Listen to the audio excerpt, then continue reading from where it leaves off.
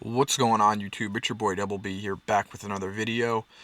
As always, appreciate if you guys can like, comment, and subscribe. This is going to be the player prop picks and touchdown plays for week 14. So appreciate it. You guys could just comment the number 14 in the comments. Before we get into those picks, just do a quick summary of my year so far for the NFL. I'm up 41.93 units. So it's been a really good year for us. Definitely want to carry that momentum over into this week, week 14. So I do have quite a few plays. I really like this slate this weekend, so I'm not going to waste too much time. Just going to get right into it. So, like I said, I have a mix of player props and touchdowns. Touchdowns are mostly like lotto plays, so I do have a parlay, though, that's just a three-legger that I really like those three guys to score. But I'll get into all of that for right now. We're just going to do some player props. First one here, I have Jacoby Myers over 62.5 receiving yards. So everyone talks about Brock Bowers, and he's been great. He's probably the best rookie tight end we've ever seen. But Jacoby Myers has been also been playing really well since Davante Adams has been traded. In the last 4 games, in the last 3 or 4 games, he has crushed this number. He's almost had 300-yard games. He's had 105, 121, and 97 yards. Now he goes up against the Buccaneers, who are not good against the pass. They allow the 6th most passing yards to receivers. And outside of Myers and Bowers, they don't really have any other consistent passing options, really, like anyone to catch the ball, really. So, I mean, he should be peppered with targets as he's usually been. His receptions aren't a bad look either. I just like I think his receiving yards are just too low. I think they should be, closer to like 70. So I really like the value that you're getting here at 62.5. You can still get it pretty close to this number. I'd still play it like DK FanDuel. They have it at like 64. I'd still play it at 64 as well. I think it's just too low for a guy that, like I said, has been dominant. And like I said, if you don't trust the yards, you're definitely going to do the receptions too. I don't hate that at all. My next play here is going to be a ladder play. So it's going to be Grant Calcaterri. I think that's how you pronounce it. Basically, he's a tight end for the Eagles. So without Dallas Goedert this year, Grant has been playing really well.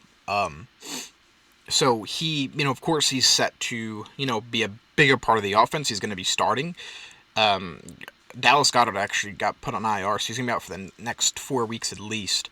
So for 4 games earlier this season, as a starter, he posted a 82% route participation, a 15.5 target share, 1.88 yards per route run, and 12.7% first read share.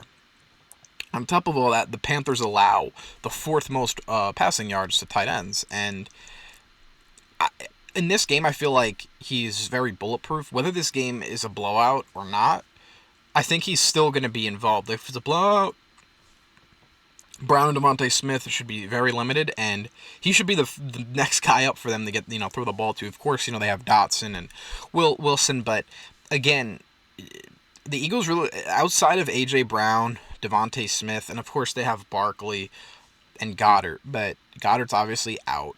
And in the past game, like, their other receivers have not been reliable at all. Like, they're non-existent, really.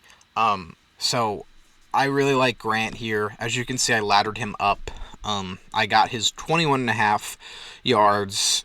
It's up to 24, 25. I'm still playing it. Like I said, I'm laddering him up to 60, so whatever you want to do with them, I love it.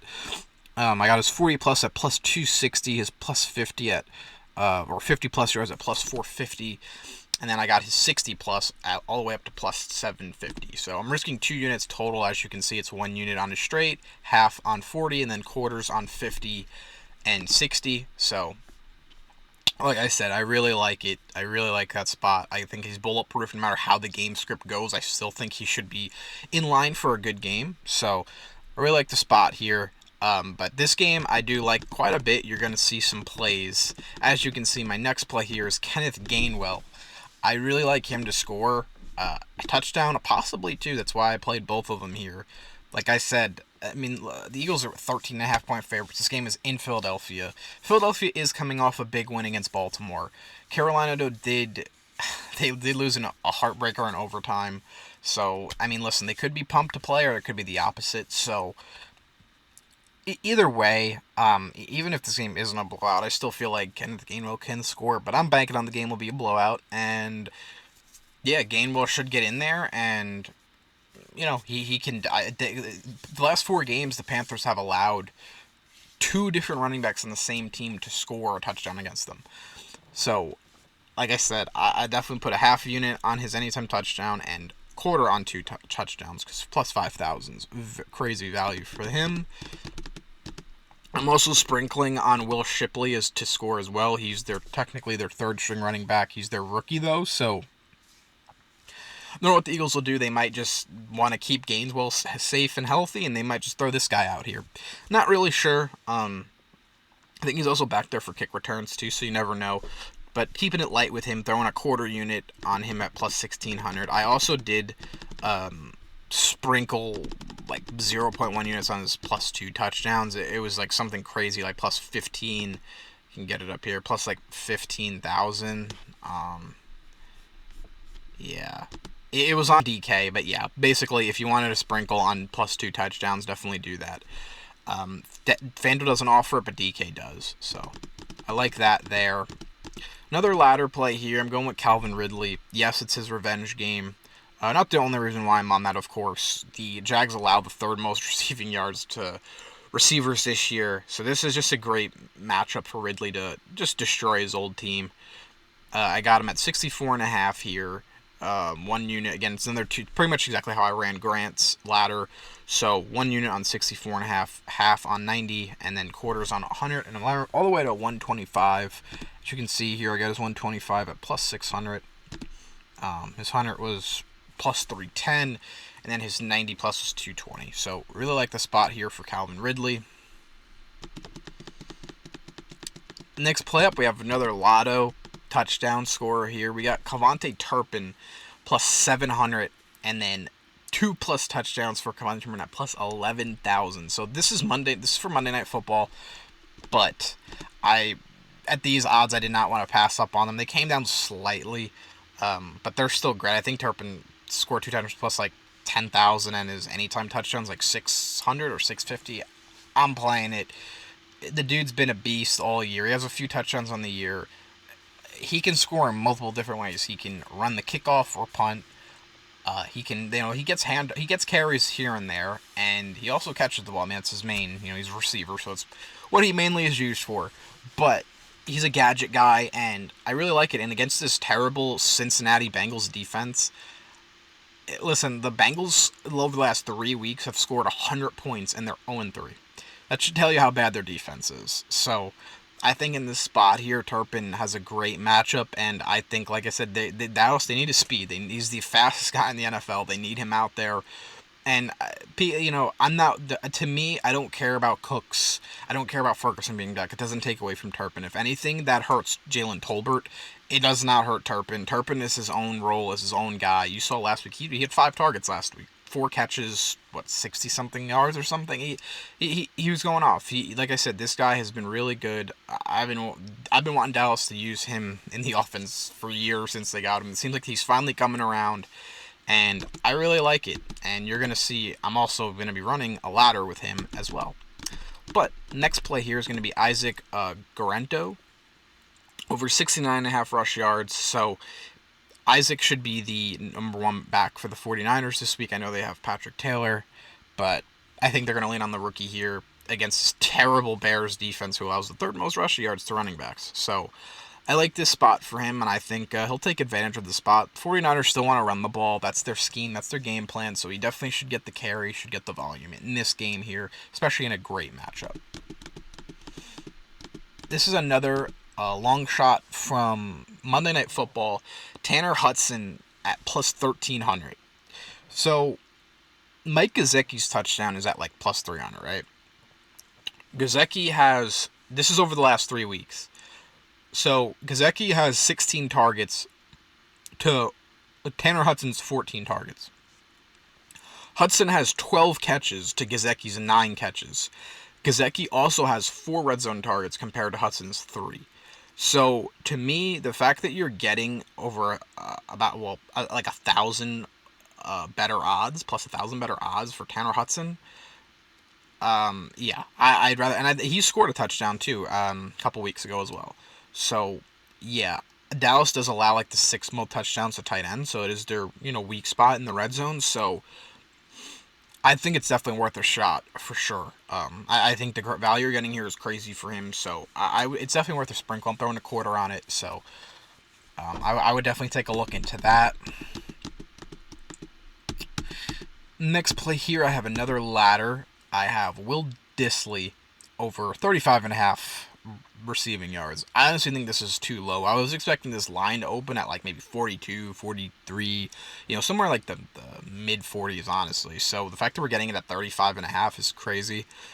The Chiefs allow the most receiving yards to tight ends. We just saw Brock Bowers drop 140 yards on them last week. So obviously Will Dissly is not on the same level as Brock Bowers, but I still think he can have a great game, given he already has 2 80-plus yard games on the season. So, yeah, I have the 35.5, and then I ladder him up to 80. I got the over 50 yards at plus 195 and his 80-plus at plus 800. So, I have a quarter unit on the 80-plus, half unit on 50-plus, and then 1 unit on his straight. I have another ladder here. This is going to be with the running back. So, it's going to be Kendra Miller. So I, based off the quotes from the head coach and Kendra Miller, I do believe that he should be used in this game. Taysom Hill's done for the year. So the guy that should be taking his carries and that should be, even taking some of Kamara's work, given their season's pretty much done, is Kendra Miller. So this is, you can't ask for a better matchup. I mean, the Giants do allow the second most rush yards to running backs. And, he's an explosive play type guy. And, he can get this 27.5 yards in one play, let's be honest. But, yeah, I'm hoping that he sees a good amount of work. I'm hoping he can get double-digit carries. I'm not sure if he's going to get there. That's why I'm laddering him. But, again, I'm not doing, I'm not risking 2 units. I'm doing 1.7. I'm only putting the unit on his 27.5, half on his 50+, and then a quarter on his 80+ for plus 1,200. I mean, you're never, like I said, if they actually do feed him like they should, you're never going to get these odds again. So I'm hopping on him now. Hopefully he's using the offense. Again, this matchup is great for him. But yeah, he definitely should be seeing some type of involvement with no Taysom Hill. So I really like the play here for him, for Kendra Miller. This is my ladder I was speaking about for my guy Turpin. We hit this last week on DK, which is, I think it was 6.5 receiving yards, and did 25+ and 40+. Odds were a little better, but I still love the odds we're getting here. 9.5 yards is crazy for this guy. Again, I guess the books are just assuming that since Brandon Cooks is back and now Ferguson's coming back, that Turpin's not going to be involved, but it's just not the case. Like, people were telling me last week that they were afraid that Cooks was going to take away work from him, but it's just not. He has his own separate role on this team. He's a gadget guy. Like I said, it's going to hurt Jalen Tolbert, if anybody. So, I'm laddering him, like I said, against his terrible secondary, against Cincinnati's just overall defense in general. 1 unit on his 10 yards, half unit on his 25+, and then a quarter on his 40+. So, let's hit that back-to-back week, shall we? Again, that's Monday Night Football, but really love the spot there. Oh, here was my Will Shipley 2+ touchdowns, 50 plus 15,000s, insanity.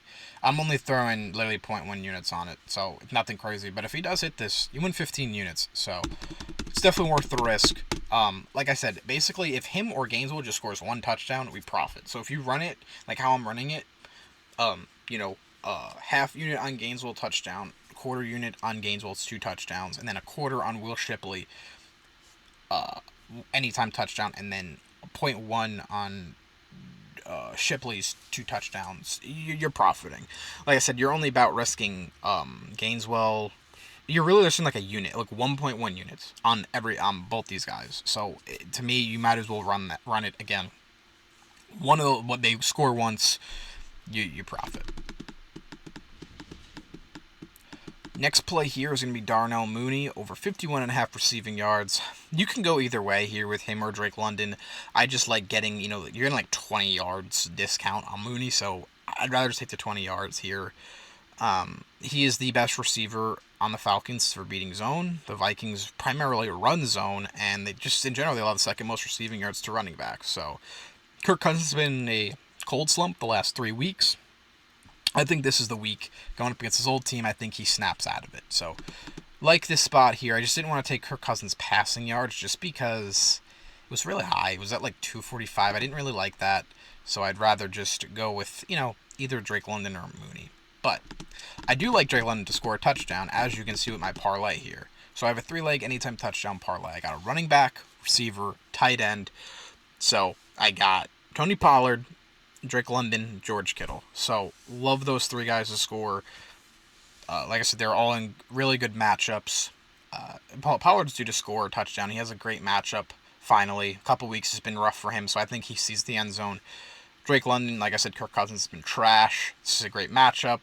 They're going to need to put up points to keep up Minnesota, so I think Drake London can, he has the most red zone targets like in the league amongst receivers. It's insane. So he's due to score. And then George Kittle, he only had 1 target last week, and he seemed pretty pissed off about that after the game. So I think they're going to get him involved. And again, he's another red zone target guy. Their running backs are gone. Brandon Ayuk is gone. Debo has been a shell of himself. You got to give it to Kittle. You got to. So love that there. And then I have a lotto touchdown parlay.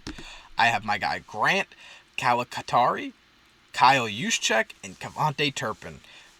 $2 will win you $1,000. So if you want to skip that Sunday morning coffee, just spend that $250 on a parlay, and you can win $1,000. So I'm round robbing it as well. So definitely round robbing it. Because that way at least 2 of the 3 score, you still win a couple $100. So I like that there. And in this play, unfortunately this is not here anymore. I locked this, and this is my first play of the week. I put this in December 2nd. Once McCaffrey was hurt, I went and took this Bears plus 5.5. It's down to like 3. There's some places with 3.5. I probably wouldn't play it there, honestly, but I'm just dropping this just if you guys wanted to, do like a teaser or something. I definitely like the Bears. You buy them up to even like plus 6.5 or 7.5, whatever you can get. I mean, even if you can get 5.5, I like it, the spot. I think the 49ers are, they're done. I mean, this could be a spot. This could be a public play, but I don't know. I could see the Bears closing at 3.5, and maybe San Fran wins by 3. But that's why I'm saying if you buy that up to like 6, 7.5, I really like it. I don't think the 49ers are blowing out anybody anytime this year. So the Bears look much better with the new offensive coordinator. So I like the spot there for the Bears. But like I said, not a big spread guy, but just jumped on this spot because I knew I was going to get CLV on it. So. But yeah, that was pretty much it. I know that was a pretty long video, a lot of plays, but I really like this slate. So, like I said, tail what you want, water down what you want. I'm probably going to have a couple more parlays before the games start. The straights I'm practically done with unless like some injury news randomly pops up, but I'll drop that in the comments below, and of course I'll post on my Twitter. And the couple parlays I will do, they will be posted on Twitter, but they're pretty much just going to be yards with guys that I played straights on. So like I said, take what you want, parlay what you want, fade what you want. Yeah, like I said, sprinkle on what you want. So appreciate you guys for watching as usual. Please like, comment, and subscribe on this video. And then I will be making a Monday Night Football video as well, so stay tuned for that. Other than that, best luck with your bets today. Peace.